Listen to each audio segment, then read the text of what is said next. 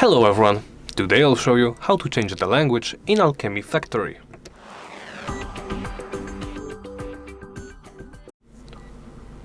Let's start in the main menu. From here you can change the language by clicking this button right here. Once you clicked it, you can see the 6 preloaded languages. You can swap between them. I will stick with English. You can also change this from the menu in-game. Here, simply press the escape key or the corresponding key on your controller and then hit this button right here and it will open the same menu from before. Here, of course, you can change the language to any that you would like.